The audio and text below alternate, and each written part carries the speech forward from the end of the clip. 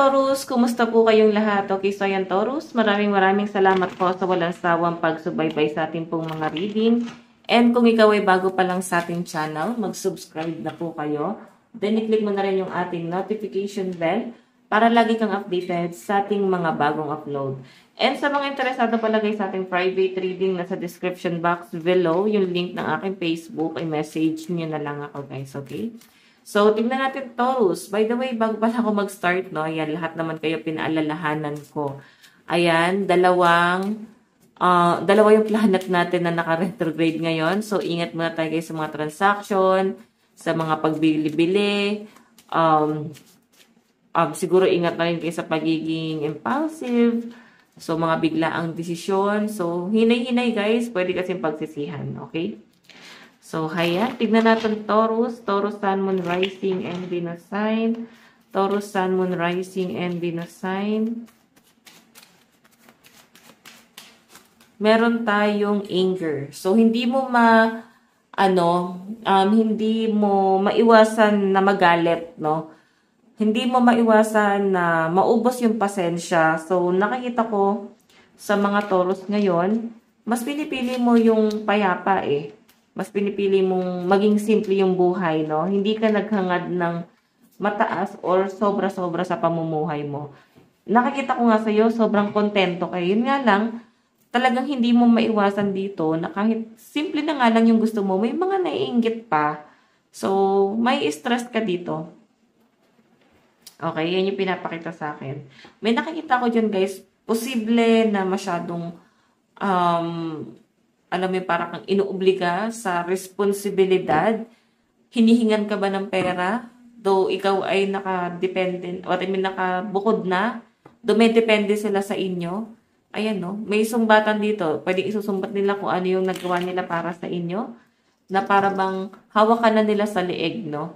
Taurus, pwedeng sinusumbatan ka kasi meron silang nagawa para sa inyo, no?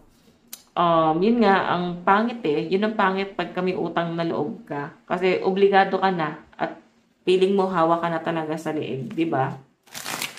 Hindi ka na makakaalis kasi may utang na loob ka. Tignan natin, meron tayong reflection. So, haya, Taurus, may mga bagay dito na nagmi-mirror sa inyo. Ibig sabihin, ikaw lang yung sinusumbatan kasi feeling nila mas malaki yung ibinigay nila para sa inyo, no? Hindi nila guys kino-consider kung ano ba yung naibigay mo para sa kanila. Hindi nila yun guys nakikita.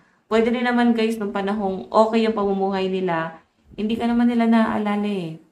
Okay? Tapos ngayon, sa pinapakita sa akin dito guys, susumbatan ka dahil wala na silang makapitan. Ayan, baka may uutang sa inyo. Tapos, grabe. Ayan, no? May stress ka lang dito, Taurus. Grabe itong stress mo na to. Ayan, no? May mga napapagod na dito. Tignan pa natin. Taurus, meron tayong anxiety. Grabe. Hindi mo na kinakaya pa itong stress. So, pwedeng may nagpapastress talaga sa inyo, guys. Ngayon, nakikita ko sa energy ng mga Taurus na parang kina-question mo yung worth mo. Kina-question mo bakit nandito ka sa sitwasyon na to. Bakit hindi ka man lang guys nilagay ni universe sa mas maayos, no? Siguro sa pamilya yung kina-question mo. Okay? Hindi ka nagkaroon ng perfectong pamilya, pero nagawa mong maging successful. Nagawa mong makaalis doon sa circle na ginagalawan nila, no? Na parang feeling mo hanggang doon lang sila. So, parang nakalabas ka doon. And, alam mo, mas malayo yung nararating mo. Nai-stress ka dito kasi siguro may mga Taurus dito na nafe-feel mo na bakit hindi man lang ikaw nagkaroon ng masayang pamilya. Okay? Medyo nakaka-stress kung ano man yung meron ka dito. Nakaka-stress yung pamilyang meron ka. Nakaka-stress pati yung love life mo. So, parang eto yung iba sa inyong matutrauma ka na pagdating sa love life mo. Mapifeel mo kasi na parang magkakamukha na lang sila. Mapifeel mo na magkakatulad na lang sila. Walang bago. Okay? So, nakita ko yung problema mo pagdating sa love life mo, Taurus. Ayan. Sobrang nalulungkot na kayo kasi, yun nga, gusto mo na ng pagbabago pagdating sa love life. Tignan natin ano ba tong anger. Ano tong anger mo, Taurus? Taurus, Sun, Moon, Rising, and Venus sign. Meron tayong, ayan. So, ito, gusto mo pa ng, malaking pagbabago sa pamumuhay mo, no? Napuprostrate ka sa buhay na meron ka. So, feeling mo hindi ka secure, feeling mo hindi mo pa nakukuha yung stability. So, gusto pa ng something more. So, frustration yung nakikita ko sa inyo dito, guys. Yung anger dito is ayaw mong mag-fail, no? Ayaw mag-fail sa buhay kasi yan yung finid sa isip mo eh. Okay? Na pag lumagapak ka, mapapahiya ka. Ganon. Tignan natin ano ba tong reflection. Ano ba tong reflection?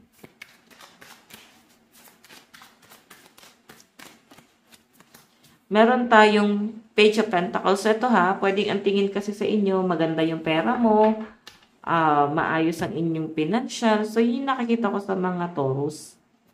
Page of Pentacles kasi, nakapokus ka sa pera mo dito. Nakapokus ka sa pagbabago, sa business. So, pwedeng kung may sisimulan kang business dito, Taurus, sa malinaw na pinapakita sa akin dito, ma-overcome mo naman yung kahirapan. And kung magpo-focus ka dito talaga, ang layo ng mararating mo. Yun nga lang guys, yung reflection kasi lumalabas dyan. Pwedeng iniisip mo dito yung panghusga sa inyo ng ibang tao. Iniisip mo kung ano sabihin ng ibang tao. So, hindi siya guys makakatulong. Sa totoo lang. Okay? Kasi nakadepende ka sa sasabihin ng ibang tao para sa inyo eh. Ano ba tong stress? Meron tayong Four of Pentacles. Ayan, ipon. Feeling ko nag-try ka mag-ipon, na-stress ka kasi nagagalaw mo na yung mga ipon mo. Pwedeng ipon mo to para sa anak mo. Okay, sa future nyo. Tapos ayun nga, nagagalaw mo na siya. So, may nakikita rin ako guys, pwedeng mga alitan patungkol sa mga property. Ayan. Meron tayong the sun. Ayan yung anxiety, mukhang sasabog ka talaga. No? Hindi mo makokontrol yung inis, galit na nararamdaman mo, Taurus. Ayan, Five of Swords. Merong isang tao dito na siya yung isa sa nagdudulot ng stress sa inyo. Okay, merong tao dito na ayan, nasa malayo, no? Nasa malayo siya tapos nai-stress ka sa taong to. Binibigyan ka niya guys ng problema. Okay, kahit nasa malayo na siya. Tignan natin yung advice. Meron tayo, where there's a will, there's a way. So, hayan, Taurus. Maraming salamat. God bless and love you. Bye-bye.